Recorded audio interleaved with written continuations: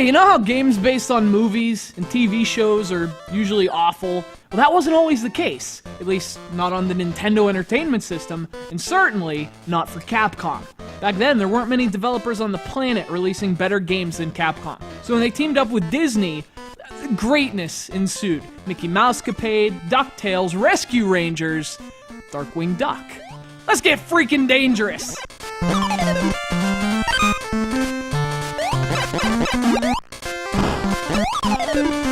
Obviously, I mean, this is not the Nintendo Entertainment System. This is actually the Game Boy version of Darkwing Duck, which came out a year later. And although you might expect an NES game of that caliber to be just a shell of its former self on the Game Boy, that's not the case with Darkwing Duck. This is a really good port.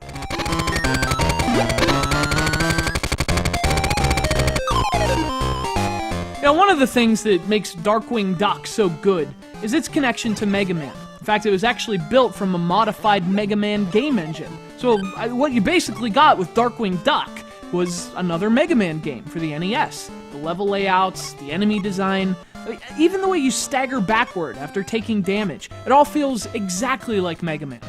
Now, it turns out though, and I looked into this, and it checks out. Ducks are not in fact robots, so there are also differences between Darkwing Duck and Mega Man. First being, you can actually hang from the bottom of platforms, which makes it a lot easier to avoid enemy fire.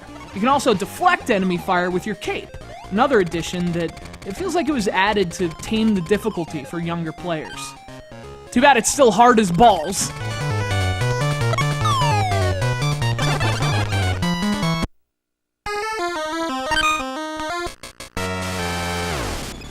And especially on the Game Boy. I mean, with less screen real estate to work with, the enemies seem to get the drop on you a lot faster. Another problem is that, I mean, it's nice that Capcom was able to do such a faithful port, but it does have some problems running on the Game Boy, which is to say, lots and lots of slowdown. The Darkwing Duck is a classic NES game, one of the best action platformers on a system packed with action platformers. The Game Boy version's largely the same, but it kind of reminds me of Donkey Kong Land, in a way. It was a great Game Boy game, it was ridiculously impressive from a technical standpoint, but Donkey Kong was just better on consoles. So is Darkwing Duck.